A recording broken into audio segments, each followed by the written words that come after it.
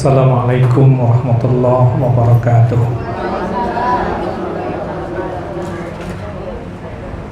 Alhamdulillahilladzi wa kafa.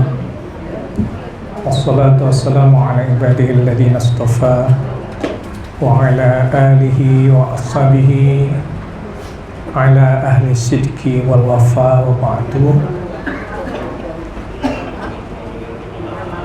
Para mahasiswa, mahasiswi S4 yang saya hormati, alhamdulillah dengan kudro dan irodahnya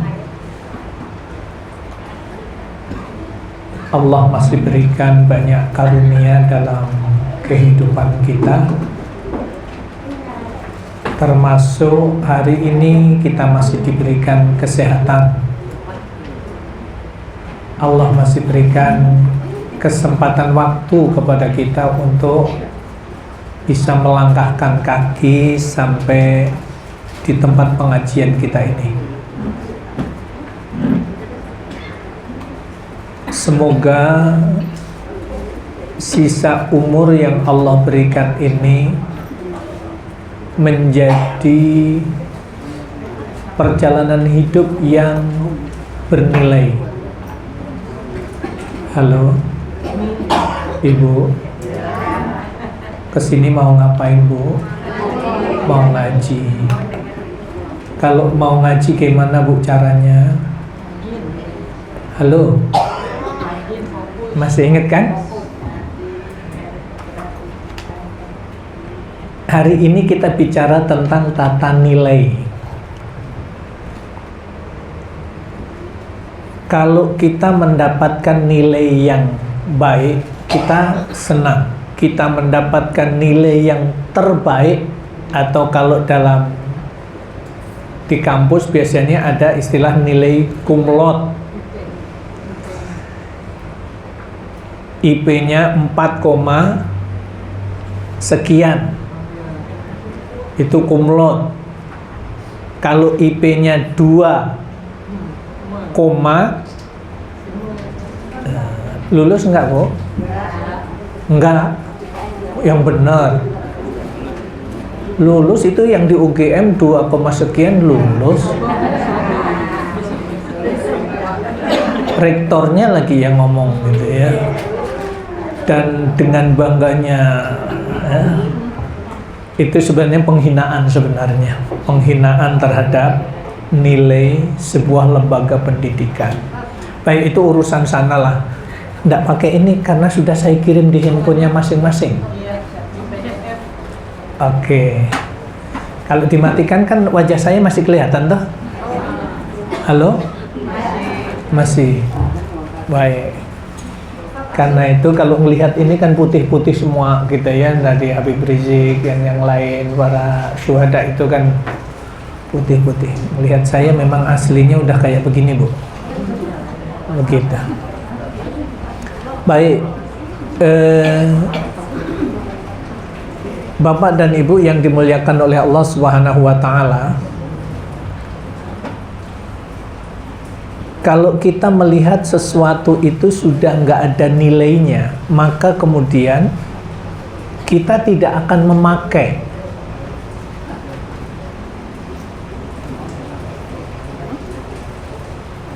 Jadi kalau disebutkan khairukum man ta'allamal Qur'ana wa 'allamahu, poin ini sudah kita bahas. Sebaik-baik kalian adalah orang yang belajar Al-Qur'an dan orang yang mengajarkan Al-Qur'an. Tapi ingat-ingat, Bu, dalam bahasan kita yang sudah berlalu, ta'allama itu adalah orang yang, halo, Bu, ta'allama adalah orang yang hadir, kemudian memanfaatkan pikirannya, perasaannya, pendengarannya, tangannya, seluruh indranya, fokus untuk mendengarkan, merekam apa yang disampaikan. Itulah yang disebut ta'allama. Makanya orang yang ta'allama kedudukannya adalah kalian adalah manusia yang baik.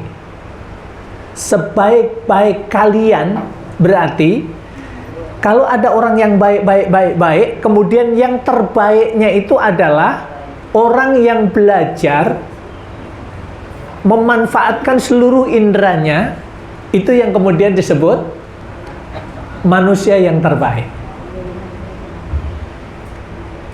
Berarti Bu, kalau kita duduk kemudian sempat nyikut sebelah, tak aja gitu, apaan sih? Kemarin arisan dapat enggak sih? Ya pasti kamu kan di grup udah ngikutin, udah tahu gua yang dapat. Minjem dong 5 juta dulu aja deh, seminggu ya. Ini lagi ngaji nih, ada diskusi gitu ya, ada transaksi.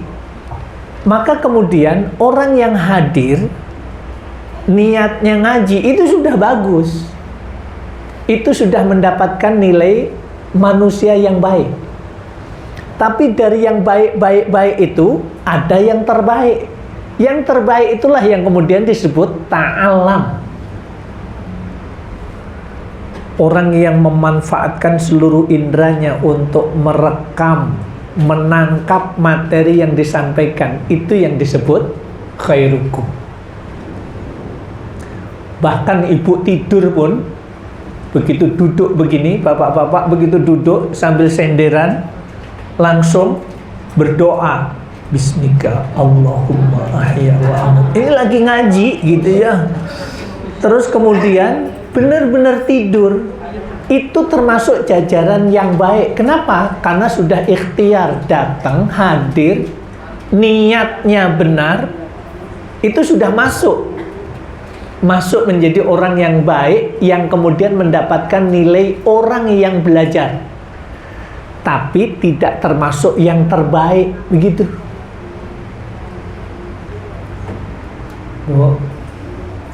Bu, ini serius nih. Ini bicara tentang tata nilai. Jadi materi hari ini sudah saya share di handphonenya. Kalau ternyata handphonenya bagus sampai hari ini buka PDF nggak bisa, nanti sampai rumah minta tolong cucu. Cucu lebih pintar daripada kita. Nah, nanti materinya bisa dibuka-buka ya di situ. Baik, nanti atau yang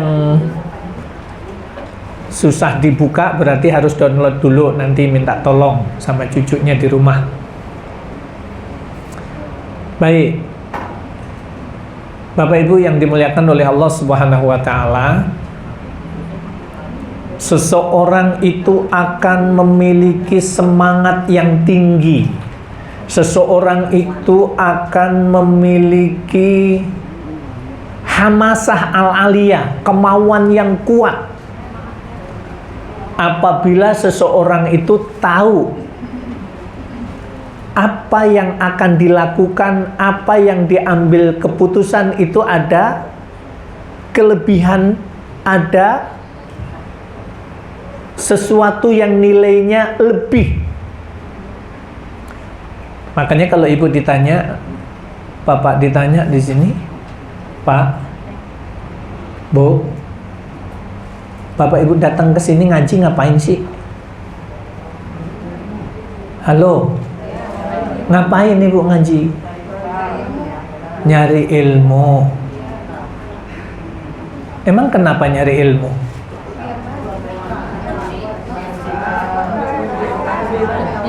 Bu, jawabnya yang jelas, jangan buat emosi.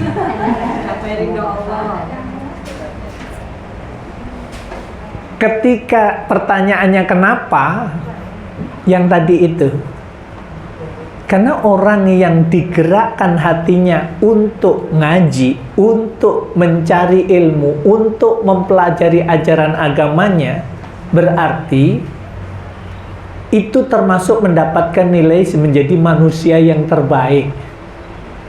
Jadi poinnya itu. Kenapa ngaji?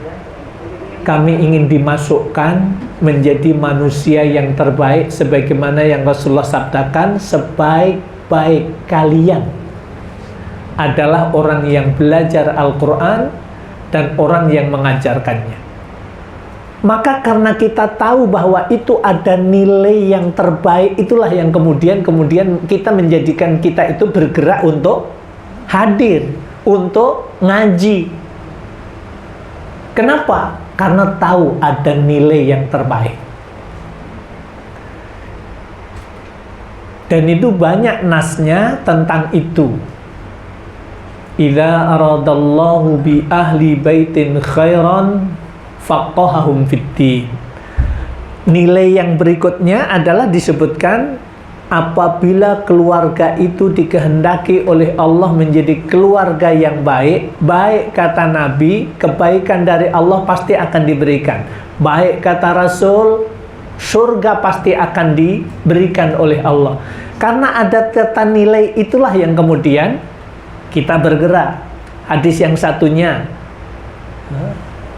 idza aradal, apabila Allah menghendaki seseorang itu menjadi orang yang baik, yufaqihu fiddin. Kalimat yang lainnya bentuknya adalah Allah fahamkan orang itu kepada ajaran agamanya. Kalau yang satunya tadi, apabila keluarga itu berarti suami, istri, anak, apabila dikehendaki oleh Allah menjadi keluarga yang baik, yang nantinya Allah akan masukkan ke surganya, tandanya adalah keluarga itu punya semangat yang tinggi untuk ngaji. Tapi ketika hadis yang lain disebutkan, Bapak Ibu, itu menunjukkan bahwa satu keluarga itu tidak semuanya dikehendaki oleh Allah menjadi orang yang baik. Kalau kalimatnya mayyuridillahu bihi khairan yufaqihu fiddin, itu menyebutkan barang siapa yang Allah kehendaki menjadi orang yang baik, berarti menunjukkan individu. Berarti kalau satu keluarga itu suami, istri dan anaknya yang Allah takdirkan dikehendaki menjadi orang yang baik, itu istrinya, maka istrinya itu punya semangat yang tinggi untuk ngaji. Halo? Coba. Ini mahasiswa kan di sini ada 5 nih.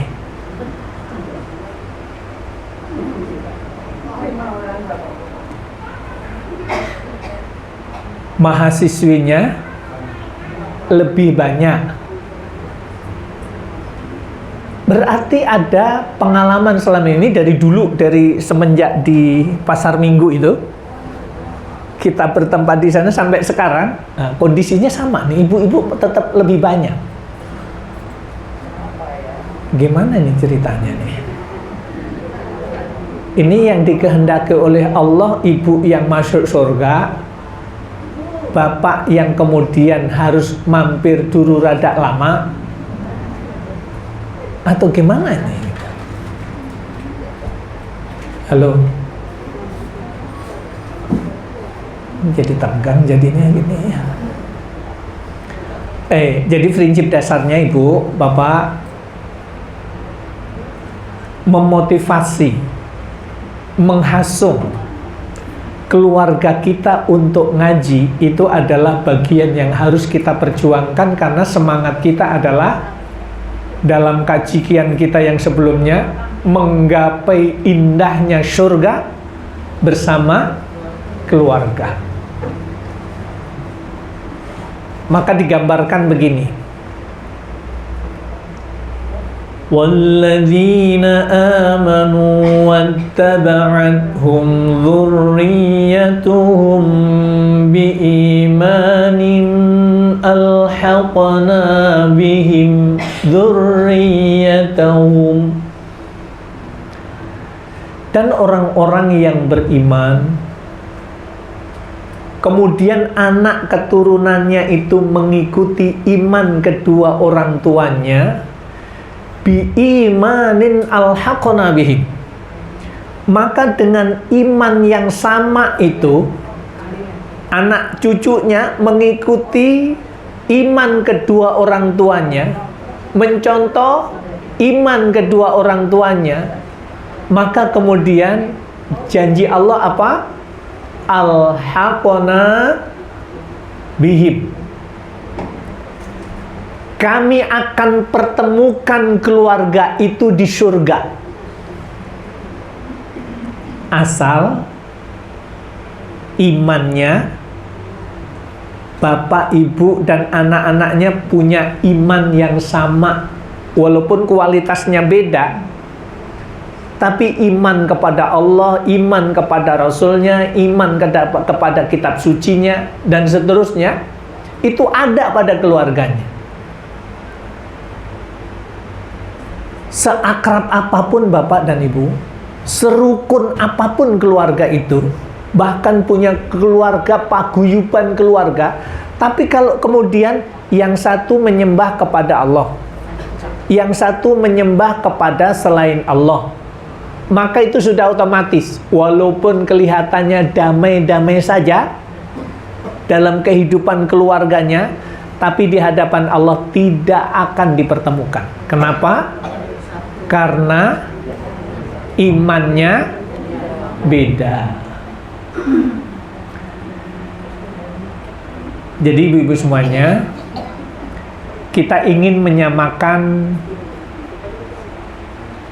potensi kehidupan kita itu memiliki iman yang sama. Kaji kita hari ini, kita ingin memahami tentang tata nilai. Kalau orang itu punya iman, nilainya di hadapan Allah ada kata kunci, ada miftah, ada nomor PIN yang bisa menjadikan orang itu membuka pintu surga. Bahkan sebelum dibuka pun juga sudah dibukakan oleh Allah, tinggal pilih pintu mana yang akan dimasukin. Kenapa? Karena nomor PIN-nya, password-nya punya. Maksudnya imannya ada pada diri seseorang itu.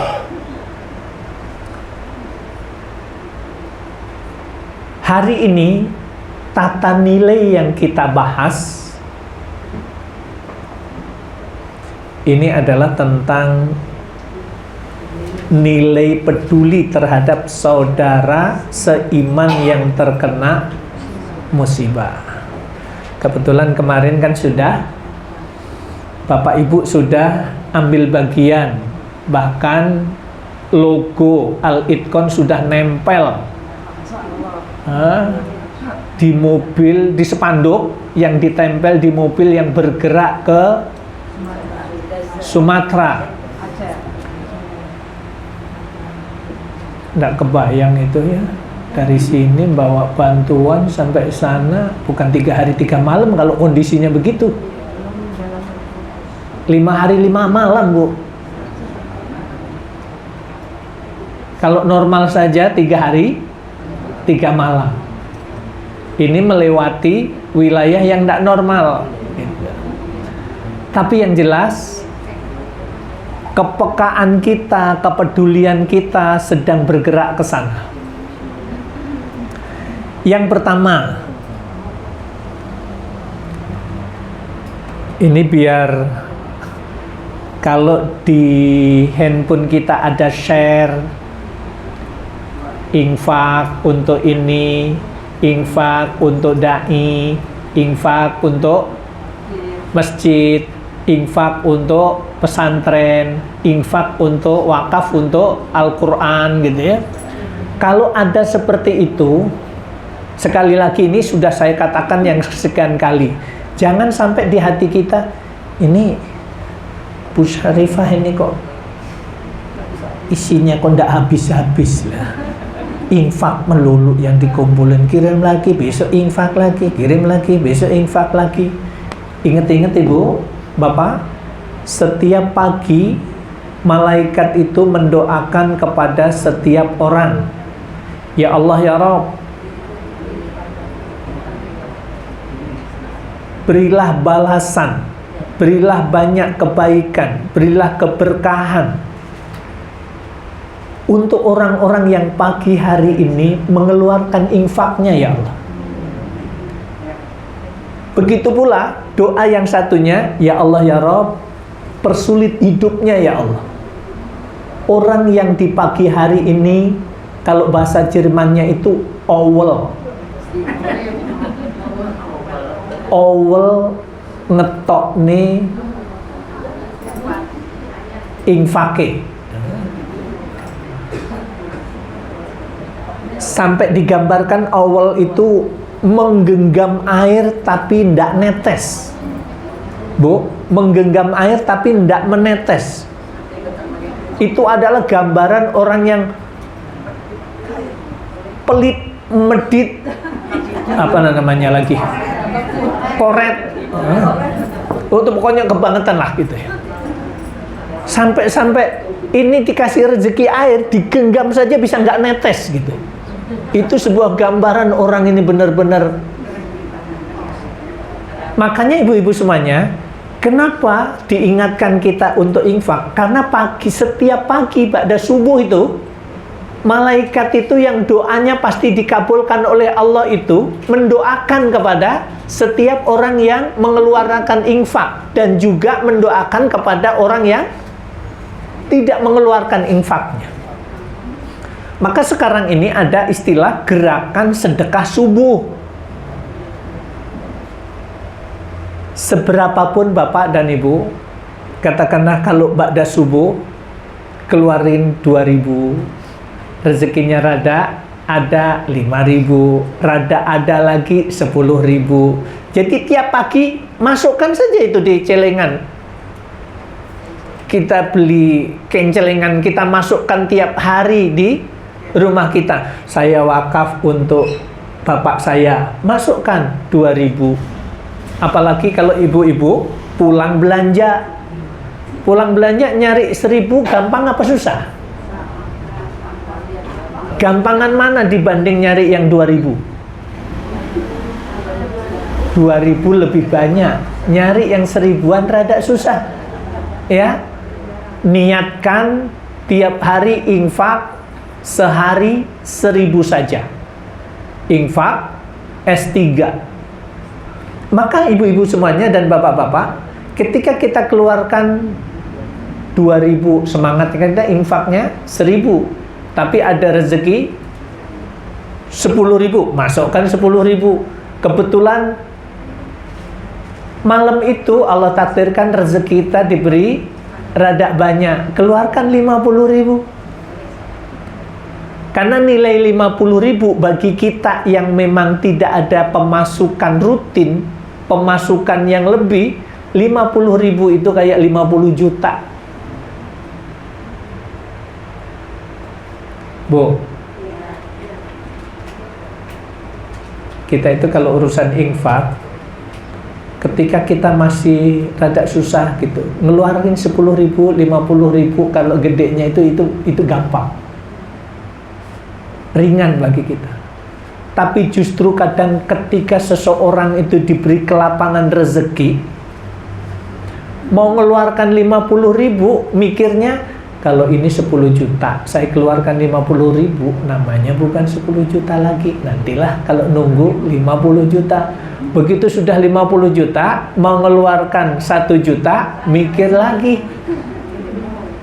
Kalau saya keluarkan 1 juta, namanya itu 49 juta. Entarlah, kayaknya ujungnya apa?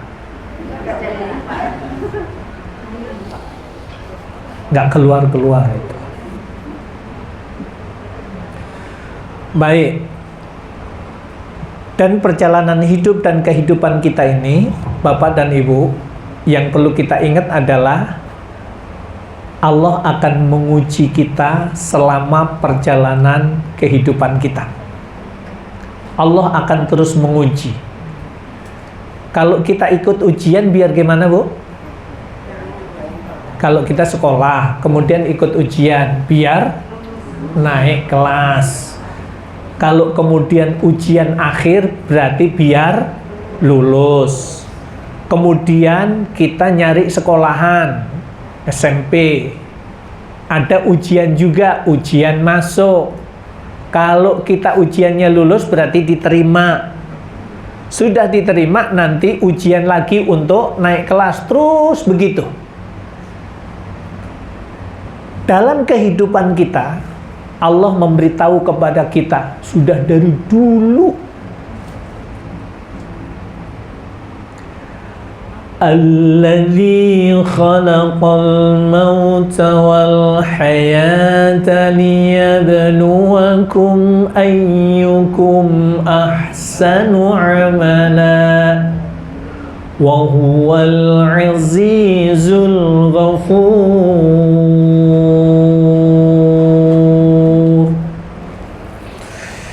Surat Al-Muluk ayat yang ke-2.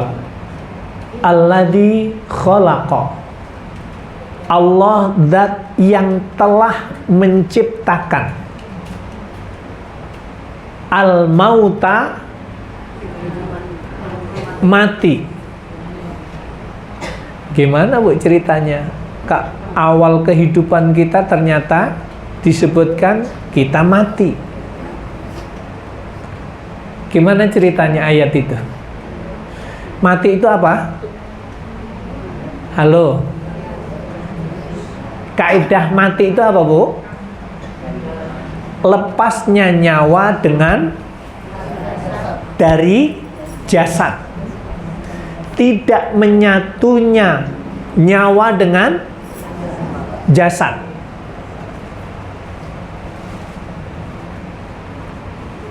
Pernah nggak dulu sebelum lahir kita mati? Halo. Kapan itu? Waktu jadi nutfah itu masih mati. Oke. Terus hidup. Hidupnya kapan itu? Dikasih itulah ruh sama Allah, kasih ruh 120 hari sampai sekarang. Baik. Jadi ibu-ibu semuanya, khalaqal mauta di situ, betul itu.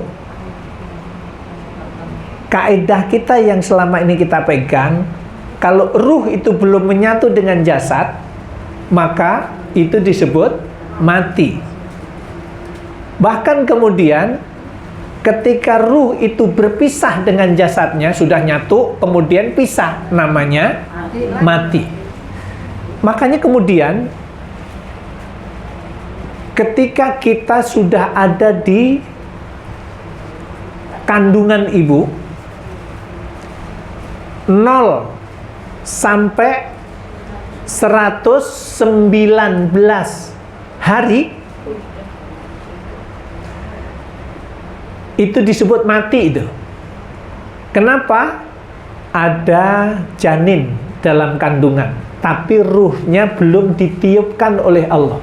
Belum ditiupkan, itulah yang kemudian perjalanan kita disebut dulu kamu mati, gitu. Wal hayata, dan kemudian Allah ciptakan hidup. Hidupnya itu mulai 120 hari ruh ditiupkan, saat itulah kemudian kita disebut hidup. Karena ruh itu nyatu dengan jasad. Kemudian Allah takdirkan kita lahir di muka bumi ini. Berujung kemudian mati. Kemudian dibangkitkan kembali, ruh sama jasad disatukan lagi, dibangkitkan. Berarti kita 2 kali mati, 2 kali hidup. Nah, ibu-ibu semuanya, perjalanan hidup kita di dunia ini kemudian Allah uji kita. Liyabluwakum, kamu hidup, hadir di dunia ini, Bapak dan Ibu, kita semuanya ini Allah katakan, saya akan uji kalian semuanya. Berarti posisi kita Allah akan jadikan naik kelas. Kita menjadi orang yang lulus, kita menjadi hamba yang dinilai oleh Allah dengan nilai yang baik karena mengikuti ujian itu. Yang dicari yang gimana? ayyukum ahsanu amala. Yang Allah cari dalam ujian itu adalah mana di antara kalian yang ahsanu amala, yang kualitas amalnya lebih baik. Allah tidak mengatakan dengan kalimat ayyukum aktsaru amala, mana di antara kalian yang amalnya paling banyak. Enggak, Allah tidak katakan itu. Tetapi yang dikatakan oleh Allah adalah mana di antara kalian yang kualitas amalnya paling baik. Hasanun itu maknanya baik. Muhsinin adalah orang-orang yang berbuat baik. Kalau kemudian kabirun, besar, tapi kalau ditambahi dengan hamzah, akbarun, lebih besar. Hasanun, baik. Ahsanu, sesuatu yang lebih baik. Jadi yang dicari ibu, bapak, ayyukum ahsanu amala itu mana di antara kalian yang kualitas amalnya lebih baik. Baik, ibu-ibu semuanya, ini biar kita memahami nilai tentang sesuatu yang baik. Kenapa sih kita harus peduli terhadap saudara-saudara kita yang tertimpa musibah? Apa sih untungnya, seperti apa sih? Sekarang coba kalau kita alur 2004 tsunami di Aceh. Berapa yang hilang? Berapa, Bu? 2004 tsunami 167.000 orang Aceh hilang, meninggal maksudnya. Kalau sekarang kejadian itu 1000 sekian ya, karena akan berkembang juga. Jadi ibu-ibu dan bapak-bapak semuanya, apa yang Allah takdirkan tsunami, kemudian menyusul Gunung Merapi meletus, Jogja yang gempa, tapi kemudian yang meletus di utaranya Jogja, Gunung Merapi. Terus kemudian nyusul lagi di Donggala. Di Donggala tiga-tiganya. Pertama apa? Gempa dulu. Karena gempa kekuatannya itu kalau sudah 7 itu bisa dipastikan itu tsunami. Kalau 7 itu tsunami. Terjadilah, sudah gempa, orang tahu ini 7, sekian Richter gitu. Kemudian orang itu pada naik ke gunung. Benar, terjadi tsunami. Yang masih santai-santai hilang, kena tsunami. Rumah di pinggir laut tergulung semuanya. Itu yang kita lihat di video di YouTube, kejadian yang di Donggala. Begitu naik, orang pada yang sadar nih, menyelamatkan diri naik ke gunung, Allah takdirkan ambles tuh 20 meter.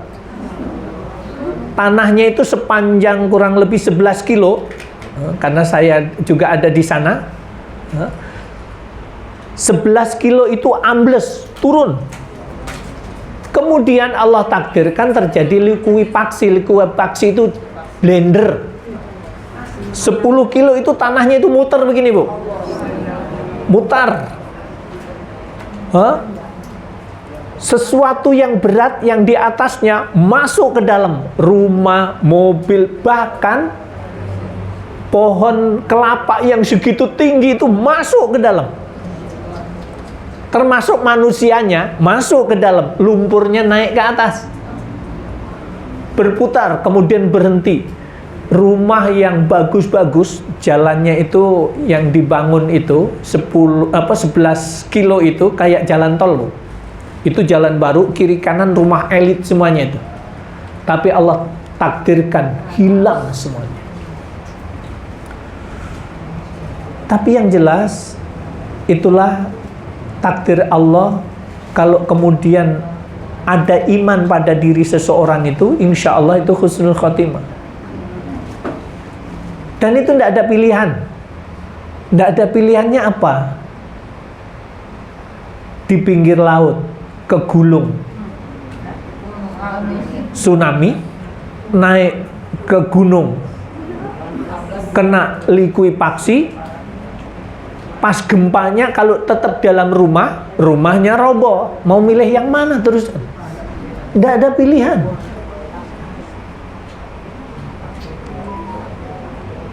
Nah, Bapak dan Ibu, apa yang terjadi yang tsunami, kemudian di Gunung Merapi, kemudian di Donggala, Sulawesi Tengah, kemudian di Lumajang,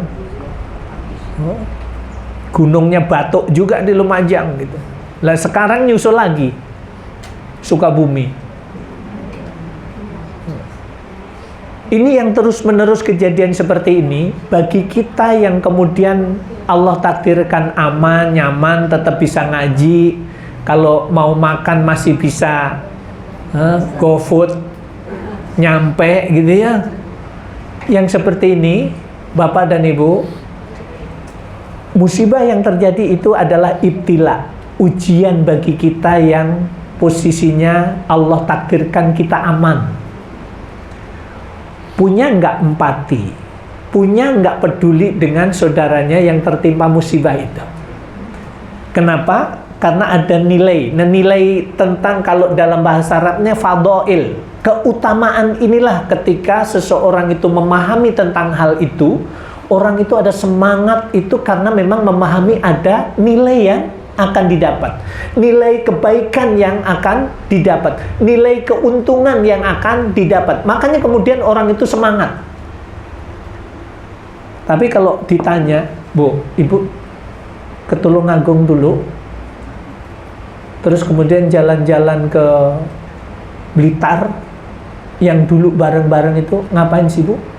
Ya nggak tahu, ini jalan doang, saya ikut aja gitu. Berarti perjalanannya itu adalah hidup daripada. Ya, daripada di rumah lebih baik kelihatan keluar gitu ya.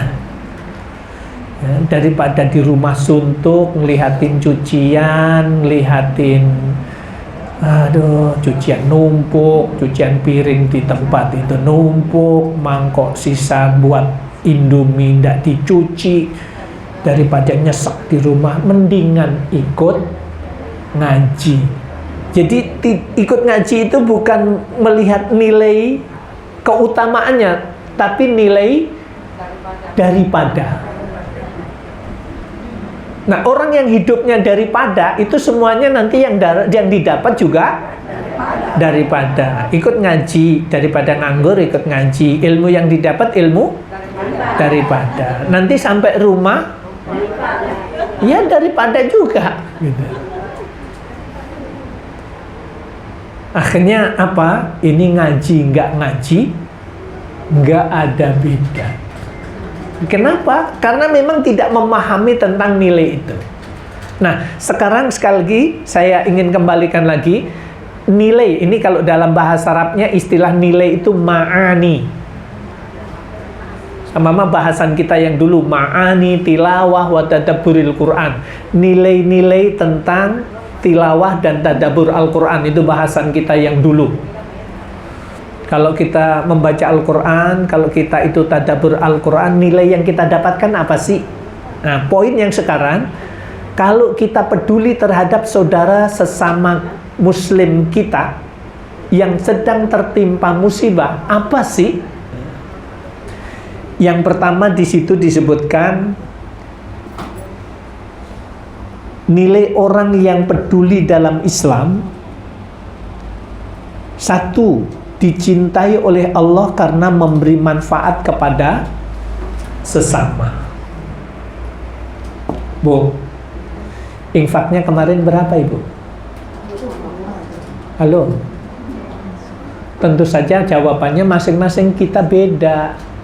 Ada yang 5.000, ada yang 10.000. Kenapa? Karena kemampuan kita hari itu, yaitu. Tapi, seberapapun nilai yang kita keluarkan, itulah bentuk kepedulian kita. Nilainya apa? Posisi kita membawa dampak manfaat kepada manusia yang lain, kepada saudara kita yang tertimpa musibah. Apa yang kita dapatkan? Yang pertama, Allah akan cintai kita. Itu poinnya. Kemudian yang kedua, mendapatkan pertolongan dari Allah Subhanahu wa taala.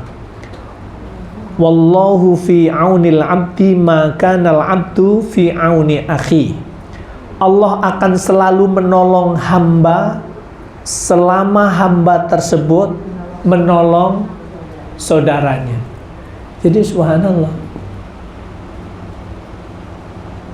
kalau kita itu punya empati, Allah gerakkan hati kita untuk peduli dengan seseorang, maka jaminannya Allah pun akan menolong pada saat kita membutuhkan pertolongan. Itu jaminannya. Jadi kalau kita tidak ditolong-tolong sama Gusti Allah, ya kita harus ngukur diri sekarang, harus ngaca. Emang kita peduli selama ini? Peduli sih Pak, ikhlas, benar saya ikhlas. Saya bantu itu, ikhlas saya. Ikhlas juga tidak dibunyi-bunyiin begitu. Benar, saya itu ikhlas, benar ikhlas. Ikhlas itu spontan, Bu.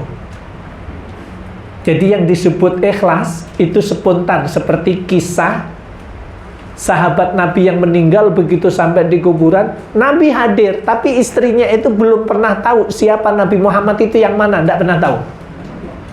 Suaminya ikut berperang, ini berarti posisinya jauh ini. Sahabat ini rumahnya jauh. Sampai kemudian istrinya tidak mengenali yang mana ini Nabi Muhammad. Begitu suaminya meninggal, langsung nangis, kemudian bajunya ditarik-tarik sampai kemudian sobek, dan kemudian nangis di kuburan, meraung-raung, dan kemudian Rasulullah itu nasihati, Ibu, Bapak dipanggil oleh Allah, insya Allah Bapak ahlu syurga. Ibu yang sabar. Iya sih, sabar itu gampang dibunyiin, diomongin itu gampang. Kamu ngomong gampang itu sabar. Tapi saya, yang suami saya meninggal ditinggalin suami, emang gampang untuk sabar. Kira-kira begitu. Sampai sahabat yang lain itu nyesek tuh, nahan, mau ngingetin langsung nggak berani juga. Sampai kemudian Rasulullah balik. Begitu balik, kemudian baru ditanya sama sahabat yang lain, kamu tahu nggak yang ngasih nasihat kamu tadi? Siapa itu tadi coba? Saya tidak peduli siapa kek, pokoknya saya tidak peduli. Enak aja ngomong ikhlas. Nasihatin ikhlas. Coba dia sendiri. Kalau yang kehilangan keluarganya emang ikhlas. Begitu dikasih tahu, yang ngasih tahu kamu, yang nasihati kamu tadi itu Rasulullah, itu Nabi Muhammad. Langsung rasa menyesal, rasa ndak punya akhlaknya itu muncul, rasa salahnya itu. Sampai kemudian ujungnya datanglah kepada Rasulullah. Begitu nyampe, ya Rasulullah, saya ikhlas ya Rasulullah. Terima kasih nasihatnya. Saya ikhlas ya Rasulullah. Suami saya dipanggil oleh Allah. Kemudian Rasulullah bersabda, ikhlas itu spontan. Apa yang terjadi saat itu, itulah ikhlas. Dan ikhlas itu tidak dibunyi-bunyikan. Halo? Baik. Jadi itu poin yang kedua. Jaminan dari Allah, Allah akan menolong kita apabila kita menolong saudara kita. Itu nilai fadhail atau keutamaan kita melakukan, punya empati, melakukan menolong kepada yang lain. Jadi disebutkan pertolongan Allah sebanding kadar bantuan seseorang terhadap sesama muslim.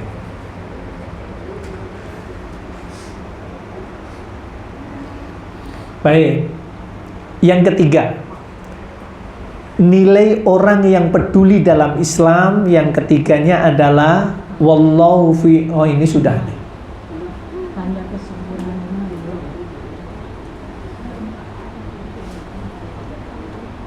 Yang keempat, Juga belum. yang ketiga belum. Belum dibahas. Tanda kesempurnaan iman. Tanda kesempurnaan iman, betul. Ini hadisnya yang salah nih.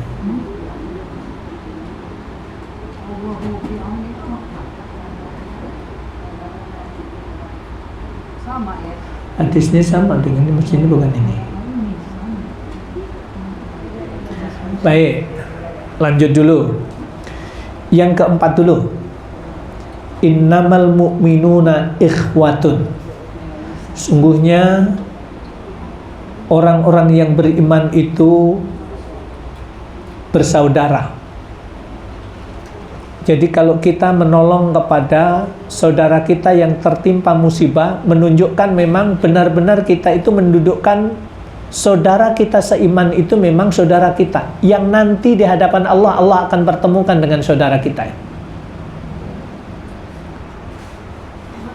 Jadi kepedulian adalah inti dari persaudaraan iman seseorang.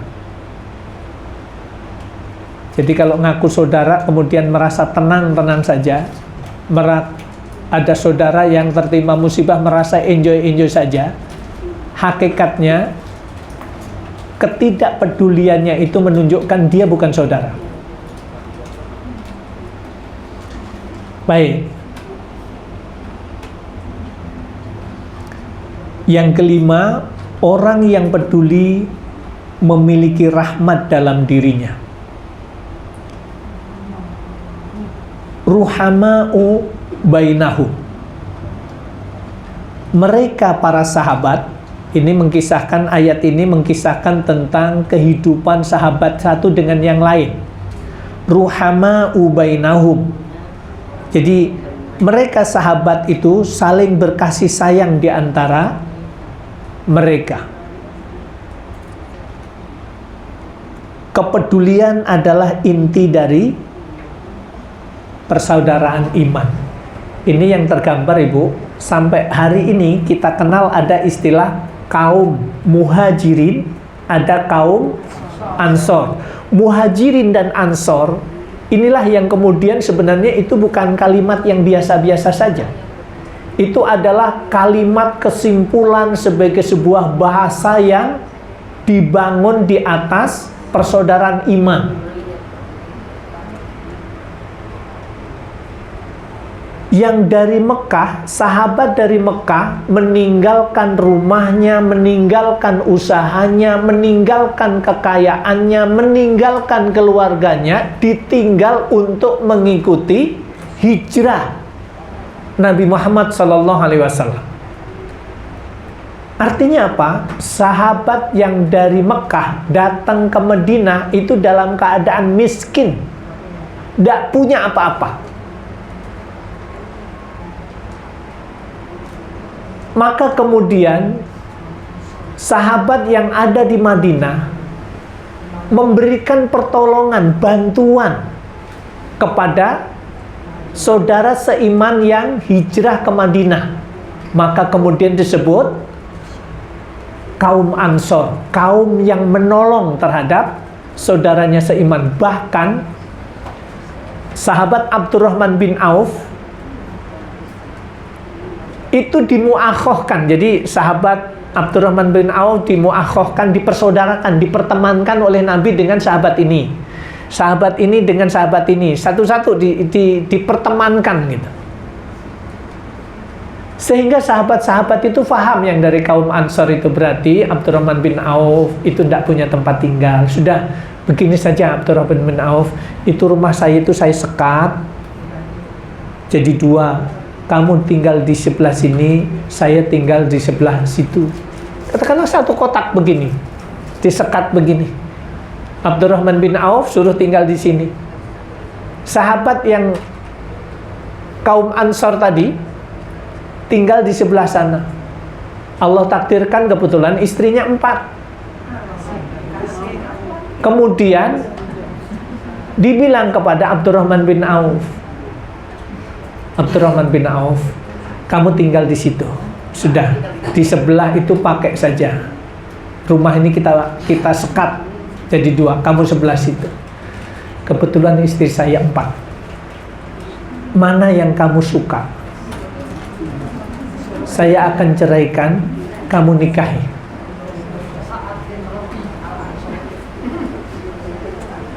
Sa'ad bin Robi Al-Ansori. Itu masih saudaranya Abul Ayyub Al-Ansori. Dan kemudian saudaranya yang Abul Ayyub Al-Ansori itu sahabat yang usianya dikasih usia panjang. Jadi ibu-ibu semuanya, itu sampai kayak begitu ya, persaudaraannya itu sampai kayak gitu. Coba kalau menurut kita yang sekarang udah ngaji aja, coba. Ada orang laki-laki, istrinya 4, kemudian yang satu belum punya gitu, kamu bilang, sudah, di antara istri saya mana yang kamu cocok saya ceraikan. Kira-kira gila nggak itu? Kita sebut sekarang gila katanya.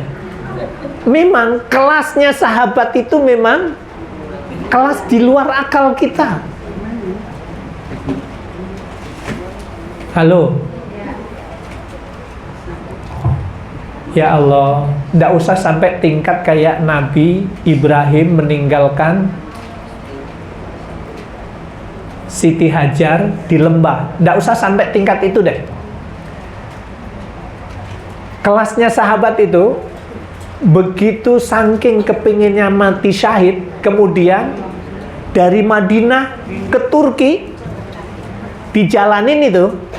Ada yang meninggal di jalan, ada yang meninggal di Turki. Seperti Abul Ayyub Al-Ansori dikuburkan di Turki, di bawah tembok Konstantinopel. Coba kalau kita ditinggal berperang, kira-kira bunyinya apa, Bu?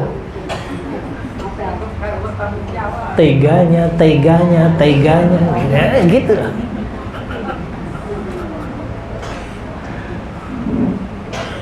Allahu Akbar. Baik, Masya Allah.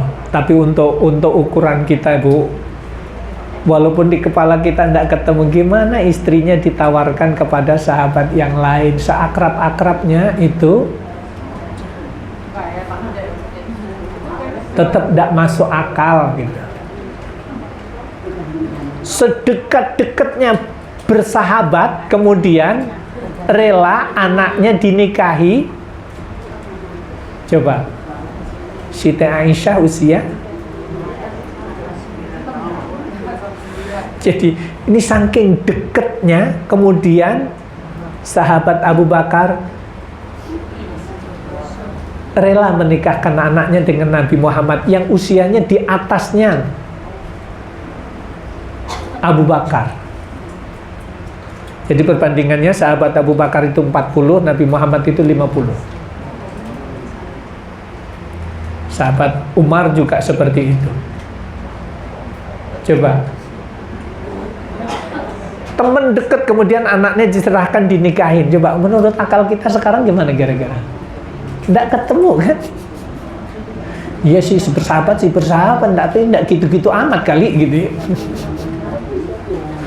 Baik, itu nanti analisanya sama Ustadz Teten aja nanti ngajinya.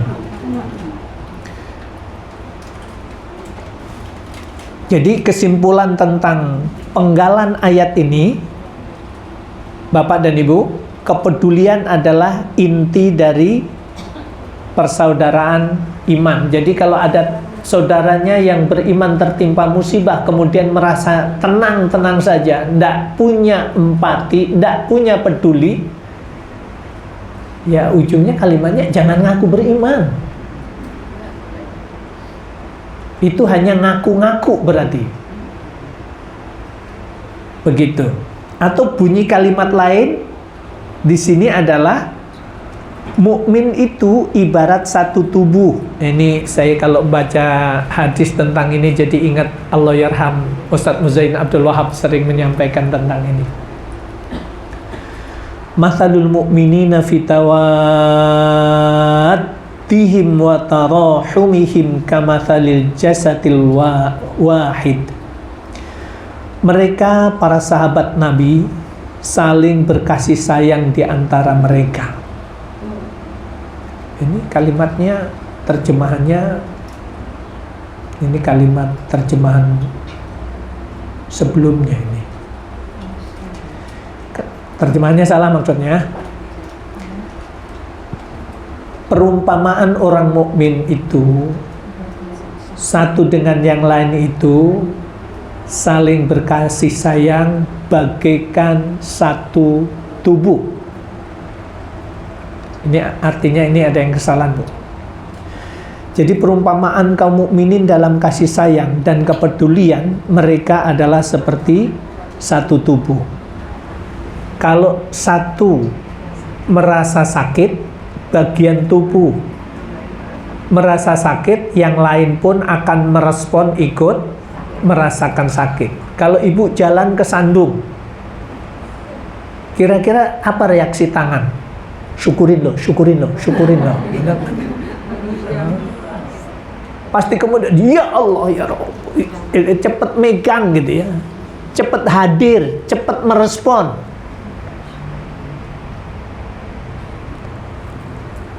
Itu gambaran kehidupan seorang mukmin satu dengan yang lain itu seperti itu. Kemudian, nah ini kebalikannya. Kalau kita tidak peduli, kalau kita tidak punya kepekaan, kalau kita itu merasa tenang-tenang saja dengan musibah yang menimpa kepada saudara kita seiman. Hadis yang pertama disebutkan, Rasulullah menyebutkan malayah tamma bi amril muslimin falaysa minhum. Jadi tidak dianggap bagian dari umat Nabi Muhammad. Jadi ini terjemahannya sama dengan sebelumnya, salah juga. Baik, nanti yang perbaikan Ibu, nanti menyusul ya perbaikan terjemahan ini. Yang jelas kita berupaya untuk bisa materi ini bisa di tangan ibu-ibu semuanya, bisa dibaca, tapi ternyata Allah takdirkan, tapi kesimpulannya benar. Barang siapa, ini saya dapatkan tentang hadis ini tahun 93, saya masih kuliah di Lembaga Pendidikan Dakwah Islam Jakarta yang sekarang menjadi Sekolah Tinggi Ilmu Dakwah Muhammad Natsir. Ketika Allahyarham Ustadz Amlir menyampaikan materi ini, malayah tamma bi amril muslimin, barang siapa yang tidak peduli terhadap apa yang menimpa, musibah yang menimpa terhadap orang-orang muslimin, falaysa minhum, mereka bukan golongan orang-orang muslim. Di hadis yang lain disebutkan malayah tamma bi amril mu'minin falaysa minni, barang siapa yang tidak peduli terhadap musibah yang menimpa kepada orang yang beriman, dia bukan umatku. Bapak Ibu, yang kita inginkan, kita hidup di dunia ini, berupaya ngaji, berupaya menjaga ibadah kita, sampai kemudian pada akhirnya kalau nanti di hari akhir, mau kita adalah Rasulullah mengakui kita sebagai umatnya. Kemudian Rasulullah memberikan syafaat kepada kehidupan kita di hari akhir nanti. Tapi kemudian kalau Rasulullah katakan gara-gara tidak peduli, kemudian Rasulullah katakan itu bukan golonganku. Artinya apa? Di hari akhir nanti orang ini tidak mendapatkan syafaat dari Rasulullah karena tidak diakui sebagai umatnya. Apa persoalannya? Sebabnya adalah karena tidak punya empati, tidak punya peduli, tidak cepat merespon terhadap apa yang menimpa kepada saudara kita yang muslim. Begitu.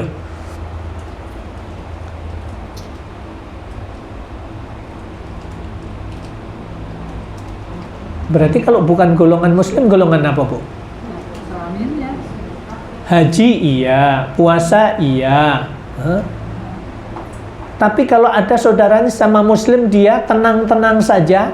Akhirnya, lah yang penting kan kita bisa hidup tenang, tentram. Kalau itu kena musibah, ya namanya musibah, ya biarin saja. Yang penting kita tidak kena musibah.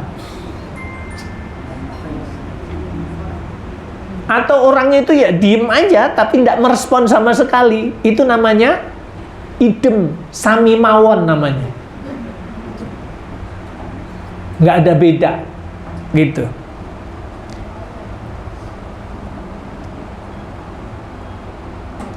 La yarhamullah man la yarhamun nas.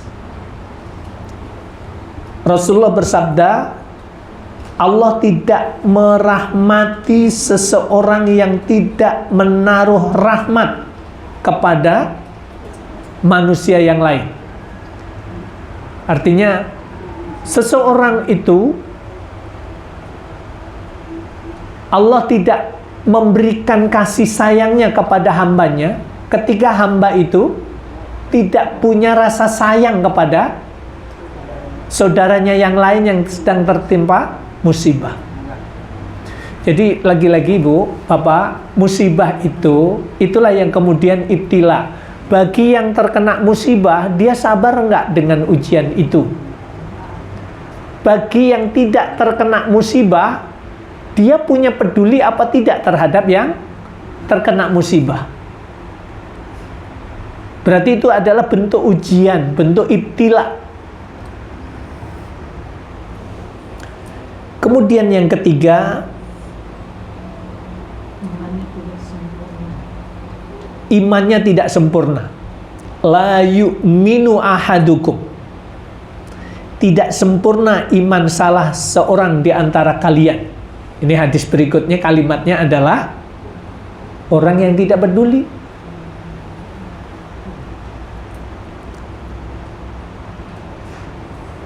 Jadi poinnya, orang yang tidak peduli itu menunjukkan imannya itu tidak sempurna. Kafir beneran enggak, sebut kafir sepenuhnya enggak, tapi imannya tidak sempurna. Bu, kalau punya suami, kupingnya sebelah, tangannya sebelah nggak ada, mikir nggak kira-kira? Mikir. Ya kalau sudah jadi suami itu ujian, sabar apa enggak, bukan kemudian dituker kan? Karena suami saya kupingnya sebelah, tangannya sebelah sudah nggak ada lagi, kayaknya lebih baik saya tukar sama tukang sayur kayaknya gitu ya. Sadis amat sih. Baik. Kemudian yang keempat, ini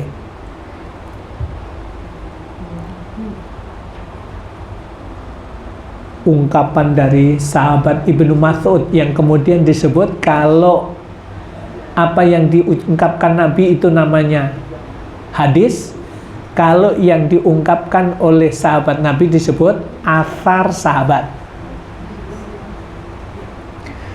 min alamati mautil qalbi alla yahzanal limusibatil muslimin. Di antara tanda matinya hati adalah tidak bersedih atas musibah yang menimpa kaum muslimin.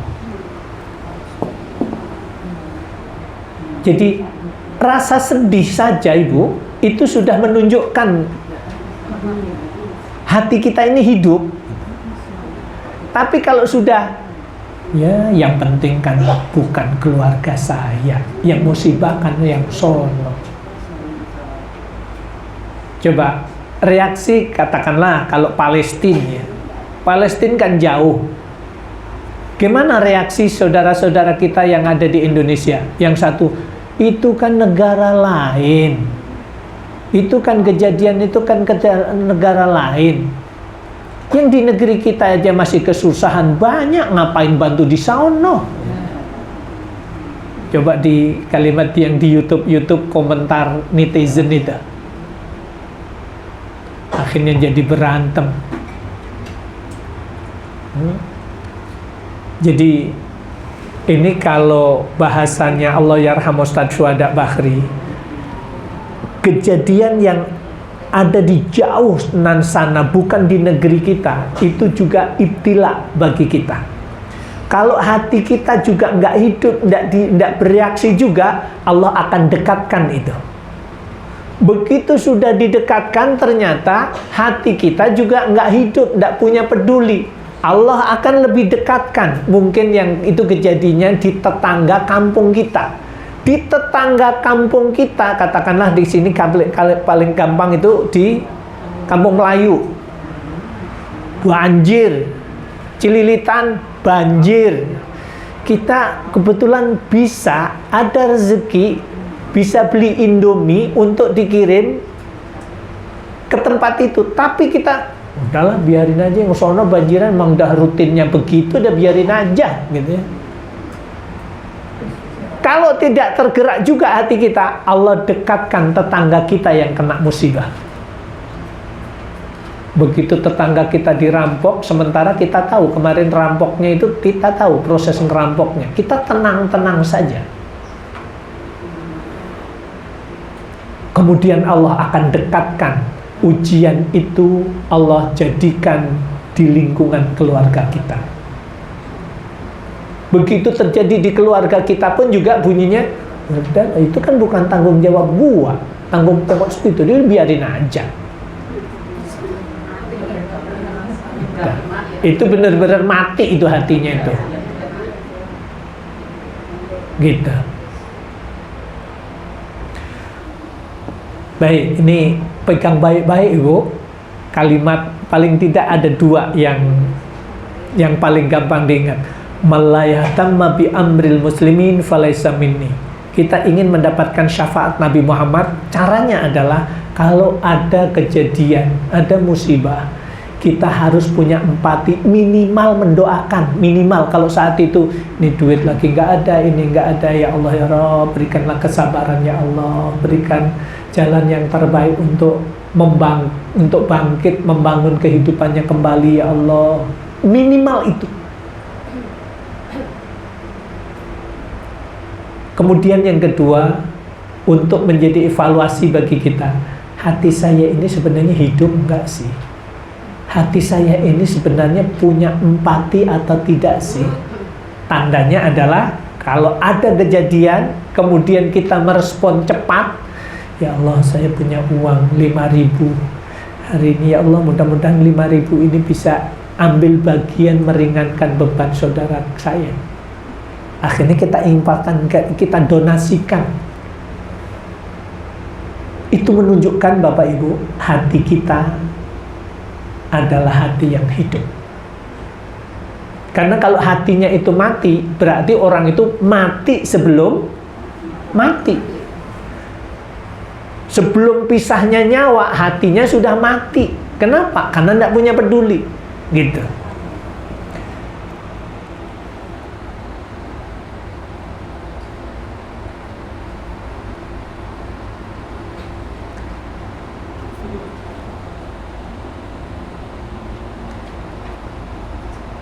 Yang kelima, ini yang terakhir nih, menyelisihi akhlak Rasulullah Sallallahu Alaihi Wasallam. Rasulullah itu dengan sesama mukmin punya rasa sayang. Jadi beliau, Nabi Muhammad Sallallahu Alaihi Wasallam, sangat penyayang dan penuh belas kasih kepada kaum mukmin. Jadi kalau orang itu tidak peduli, berarti berlawanan dengan karakter Rasulullah Sallallahu Alaihi Wasallam.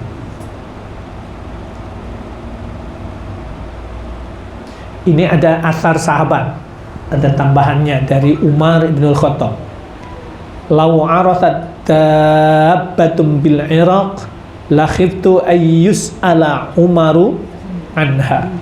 Seandainya seekor keledai itu terjatuh di Irak, aku takut kepada Allah akan menanyai Umar tentangnya.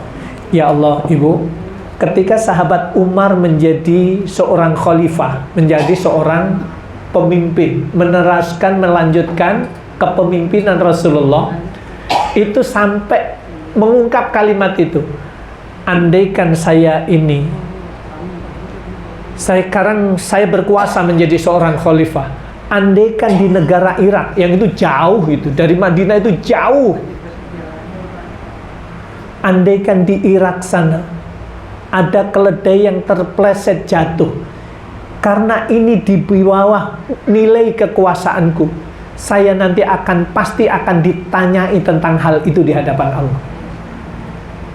Keledai kepleset saja dia takut gitu. Apalagi ini rakyat kebanjiran gara-gara ya macam-macam sih ya. Selain yang pertama qadarullah, kedua pasti ada penyebabnya hujan. Kemudian tanahnya tidak mampu menampung air. Kenapa? Karena digundul. Ganti kelapa sawit. Kelapa sawit tidak sepenuhnya mampu menyerap, menahan air. Akhirnya air itu lari di tempat yang bisa dilewati. Kebetulan yang bisa dilewati banyak rumah. Akhirnya air turun dari langit, kemudian ditambah kayu, ngikut air, ya sudah. Makanya kemudian salah satu hikmah pondok pesantren yang kemudian masjidnya juga kelelep, pesantrennya tenggelam juga itu, tapi qadarullah, dengan adanya pesantren itu mampu menahan kayu yang ribuan kubik itu, tertahan itu oleh pesantren itu. Sementara di belakangnya itu rumah penduduk. Andaikan itu pesantren tidak ada, habis itu.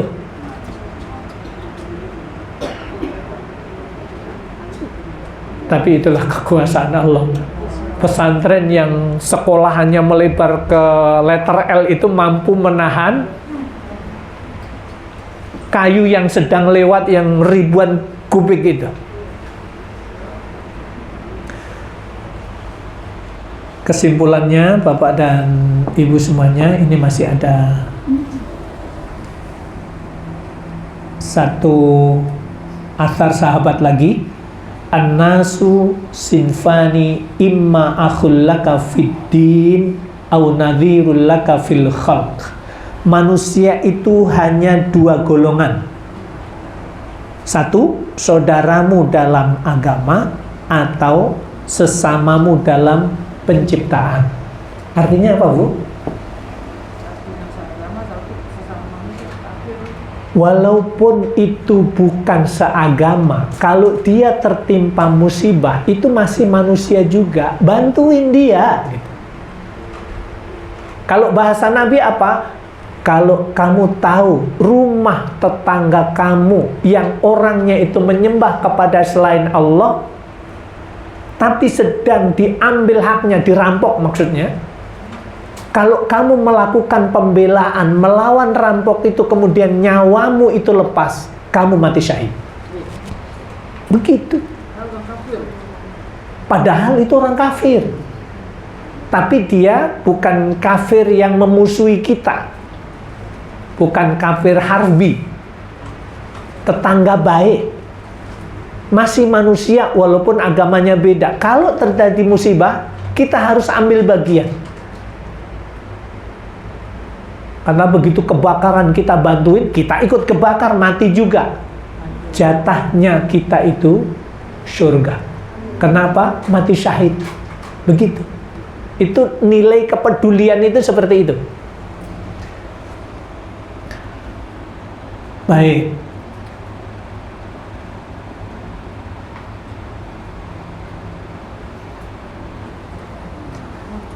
Ini qaul ulama sekarang. Tadi dari Al-Quran, kemudian ada dari hadis, ada dari athar sahabat. Sekarang adalah ungkapan para ulama. Yang pertama Imam Ghazali. Haqqul ukhuwah antuwasiyahu fil musibati waddiqi. Hak persaudaraan adalah engkau membantu saudaramu dalam musibah dan kesempitan. Itu adalah hak di dalam persaudaraan.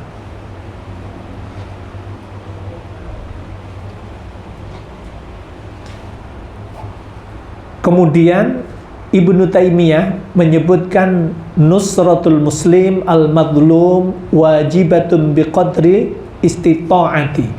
Menolong seorang muslim yang sedang tertimpa kesulitan adalah wajib sesuai dengan kemampuan. Ibnu Taimiyah malah menyebutkan wajib, bukan hanya sekedar daripada enggak, bukan. Kemudian fihi, Imam Nawawi menyebutkan fihi dalilun ala wujubi tarahumil muslimin wa ta'atufihim wa tanasurihim.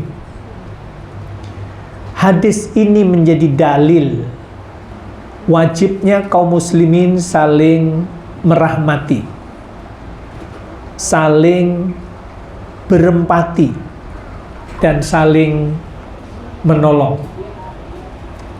Poin kesimpulannya, Bapak dan Ibu, ketika seseorang itu peduli kepada yang lain, yang pertama dicintai oleh Allah Subhanahu wa taala, yang kedua mendapatkan rahmat dari Allah Subhanahu wa taala, ketiga Allah akan tolong ketika orang itu kesulitan dalam kehidupannya. Yang keempat, imannya disebutkan iman yang sempurna kalau kita punya peduli. Mudah-mudahan Bapak dan Ibu, kepedulian Bapak dan Ibu dan kita semuanya tentunya untuk membantu saudara kita yang terjadi kena longsor dan banjir di Sumatera. Mudah-mudahan itu menjadi pertanda sempurnanya iman kita semuanya. Kemudian yang kelima, keuntungan kita adalah disebutkan orang itu hatinya lembut. Hati yang lembut itu pertanda Allah kehendaki orang itu menjadi orang yang baik. Hadisnya saya sebutkan, idza aradallahu bi ahli baitin khairan, apabila Allah menghendaki keluarga itu menjadi orang yang baik, keluarga yang baik, warrazaqahumullahu rifqa fi ma'isyatihim. Allah akan berikan kepada orang itu hati yang rifq. Rifq itu lembut, bening. Jadi empati kita kepada saudara kita, rasa peduli kita menunjukkan bahwa hati seseorang itu lembut. Begitu. Kemudian yang keenam, termasuk umat Rasulullah Sallallahu Alaihi Wasallam. Yang ketujuh, menguatkan peradaban Islam. Jadi nilai keislaman itu, ya Allah, seperti Ibu kejadian yang di pantai Obon, Sydney, di Australia,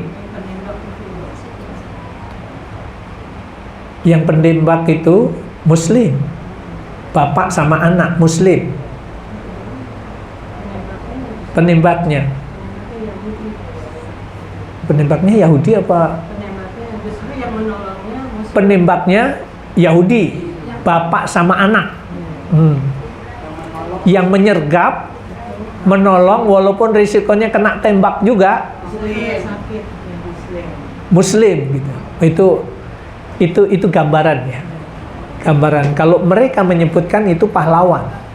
Nah, bahkan Perdana Menteri Australia datang menjenguk, mengucapkan terima kasih dan menyebut Anda pahlawan. Dia katakan, saya tidak peduli pahlawan atau tidak, saya hidup atau tidak, yang penting saya lakukan yang terbaik. Oh, berarti soal nilai, karena ungkapannya itu justru menjadi dakwah tersendiri. Orang Islam itu seperti itu. Untuk menyelamatkan yang lain, kalaulah dirinya harus dikorbankan, dia akan lakukan, dan itu faktanya. Ini yang luar biasa. Artinya apa? Apa yang dilakukan, sebuah kepedulian terhadap sesuatu yang menimpa musibah, Bapak dan Ibu, itu ke depan akan menjadi nilai peradaban, nilai yang baik untuk Islam ke depan. Tidak hanya yang sekarang saja, ke depan pun juga akan mendapatkan dampak yang baik. Baik, kebalikannya, di situ juga ada, saya tuangkan ada 6 poin dari kesimpulan yang tadi. Orang yang tidak peduli terhadap apa yang menimpa kepada saudaranya yang sesama Muslim, yang pertama adalah tidak dianggap bagian umat Nabi Muhammad. 2, tidak mendapat rahmat dari Allah Subhanahu wa Ta'ala, dibuat sengsara hidupnya. Kemudian yang ketiga, imannya tidak sempurna. Kalaulah dia ngaku beriman, imannya tidak sempurna, hanya ngaku-ngaku saja. Kemudian yang keempat, orang itu hatinya keras, hatinya mati. Orang yang hatinya keras, hatinya mati, hatinya tidak lembut, berarti dalam kehidupannya memang tidak dikehendaki oleh Allah, tidak menjadi orang yang baik. Kenapa? Hatinya keras, tidak punya peduli. Makanya kalau hadis tadi itu disebutkan, warrazaqahumullahu rifqa fi ma'isyatihim, Allah berikan rezeki kepada kehidupan seseorang itu, yang hatinya lembut itu adalah orang yang dikehendaki oleh Allah menjadi orang yang baik. Itu tanda hati yang bening. Orang itu punya peduli, orang itu punya empati, itu tanda hatinya hidup, hatinya bening, dan orang itu dikehendaki oleh Allah menjadi orang yang baik. Begitu pula kebalikannya, kalau orang itu tidak punya peduli, tidak punya empati, maka orang itu hatinya keras, maka orang itu hatinya mati, maka orang itu hatinya itu dalam keadaan tidak baik, menunjukkan bahwa dia itu orang yang tidak dikehendaki oleh Allah menjadi orang yang baik. Na'udzubillah min dzalik. Kemudian yang kelima, orang yang tidak punya empati, tidak punya peduli, itu akan merusak ukhuwah Islamiyah. Ibu, ada orang Aceh di sini? Ada ibu di antara ibu, bapak dari Aceh? Tidak masuk. Secara umum ya, mohon maaf nih, secara umum walaupun tidak semuanya, orang Aceh itu kalau ketemu orang Jawa, itu rasa tidak sukanya itu tinggi. Sampai menyebut Jawa kafir. Kalimat Jawa kafir, Jawa kafir. Kenapa? Karena di zaman Soekarno sampai Soeharto, Aceh itu dibuat hidupnya tidak tenang oleh seorang presiden yang tidak berpihak kepada Aceh. Diberlakukan dom dan sebagainya. Gimana tentara kemudian ada orang suruh naik ke pohon kelapa sampai di atas ditembak dari bawah. Itu perlakuan fakta di lapangan. Gimana perlakuan tentara saat itu, baik di zaman Soekarno, di zaman Soeharto, kepada orang-orang Aceh. Makanya kemudian saking bencinya kepada, sebenarnya bukan orang Jawanya, tapi karena Soekarno dari Jawa, Soeharto dari Jawa, maka diperlakukan sama, Jawa kafir. Begitu. Tapi kemudian qadarullah apa Bu, Bapak? ketika tsunami terjadi, ini saya tahu persis nih ya.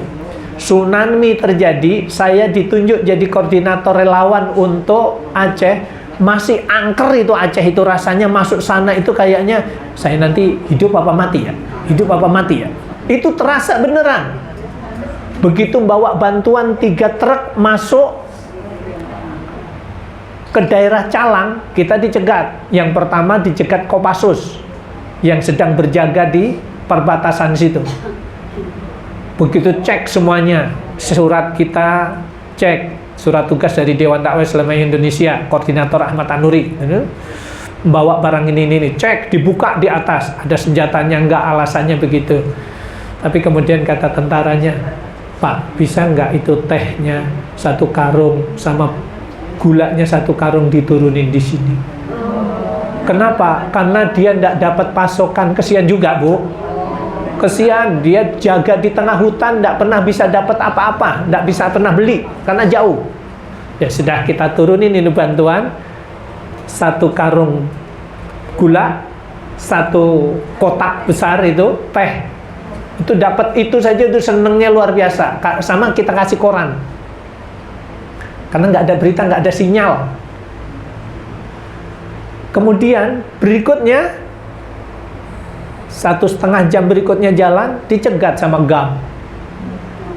Mobil jangan sampai jalan, tinggal semuanya, serahkan ke saya ke semuanya. Wah, ini sudah deg-degan aja, hidup mati nih, hidup mati nih. Jangan-jangan mobil diambil, bantuan diambil, tembak juga ini nanti ujungnya. Ternyata begitu kita sodorin, Bu, ini surat tugas saya datang ke sini murni urusan kemanusiaan. Saya tidak ada kepentingan politik, saya tidak ada kepentingan ekonomi, karena saya terpanggil untuk membantu saudara-saudara saya yang tertimpa musibah tsunami di sini. Ini suratnya. Begitu melihat suratnya, ternyata salah satu komandannya tahu itu kop surat dari Dewan Dakwah, itu tokohnya namanya Muhammad Nasir. Akhirnya begitu baca, begitu dilipat kasihkan lagi, udah lanjut. Itu pengalaman saya beneran tuh. Sampailah itu di tempat tugas. Tapi tetap saja orang Aceh di hatinya, bagi yang terkena tsunami itu hatinya, ini orang ini datang memberikan bantuan kepadaku. Betul, itu memberikan bantuan kepadaku. Tapi ada kepentingan politik atau tidak? 2, ini datangnya orang ini benar-benar menolong, nanti akan apa membuat masalah. Jadi rasa curiganya itu karena memang sudah dipola dari perjalanan sejarah. Akhirnya karena kita tunjukkan kita pure, 180 relawan itu membantu saudara-saudara kita, alhamdulillah cair semuanya. Sampai hari ini kita dianggap keluarga besar. Kapan saja ke sana dari Nagan Raya, kemudian ke Melaboh, ke Lokna, ke Calang, Pulau Sabang, sampai di Banda Aceh, alhamdulillah sampai hari ini rasa keterikatan kami masih tinggi. Artinya cair semuanya, yang sebelumnya saling curiga dan sebagainya itu. Bahkan relawan kami ada 4 yang diambil menantu orang sana. Kita ngantarin juga pakai rompi relawan, Bu. Pas nikah itu pakai rompi relawan, kan lagi tsunami. Dan ini harus nikah, ya sudah dinikahkan aja. Asik juga melihat itu. Dan sampai hari ini alhamdulillah kader kita yang ada di sana itu aslinya dari Kalimantan, ada yang dari Lampung sini, dan sampai hari ini kejadian yang sekarang juga masih aktif turun di lapangan. Sehingga suasana yang selama ini kita di sana itu cukup angker menjadi cair semuanya. Alhamdulillah. Itulah nilai kepedulian ketika hadir dengan hati, insya Allah akan nyambung dengan hati yang ditolongnya. Begitu. Jadi Bapak dan Ibu, kebersamaan, kepedulian Bapak dan Ibu kepada saudara kita yang untuk di Sumatera Barat, ada yang di Sumatera Utara dan juga di Aceh. Mudah-mudahan apa harta yang Bapak Ibu keluarkan mudah-mudahan menjadi harta yang berkah. Harta yang masih Allah titipkan sekarang juga semoga menjadi harta yang berkah untuk kehidupan Bapak dan Ibu semuanya. Kurang dan lebihnya mohon maaf, nggak ada tanya jawab, tinggal mengamalkan begitu, karena poin-poinnya sudah ketahuan semuanya. Gimana cara berinfak Ustadz? Sudah ketahuan, sudah diamalkan dari kemarin kan. Insya Allah nanti tanggal hari Rabu depan, insya Allah saya ke Padang. Rabu depan insya Allah. Mudah-mudahan kalau Bapak dan Ibu, terutama Bapak-Bapak kalau ingin nyoba pinggang jalan-jalan boleh juga sih gitu ya. Gimana sih rasanya jalan 5 kilo, 10 kilo itu gimana sih gitu ya. Sambil melihat saudara kita yang terisolasi, yang terputus. Karena kemarin banjir lagi gitu ya. Masih banjir lagi walaupun tidak sebesar sebelumnya, tapi karena hujannya belum reda juga gitu, masih kejadian itu terus terjadi. Baik, terima kasih Bapak dan Ibu semuanya. Semoga Allah golongkan kita menjadi orang yang punya hati yang peduli, punya empati kepada saudara kita siapapun, kapanpun, dimanapun, dan semoga Allah berikan itu semuanya sampai akhir hayat kita. Subhanakallahumma bihamdika asyhadu an la ilaha illa anta astaghfiruka wa atubu ilaik. Assalamualaikum warahmatullahi wabarakatuh.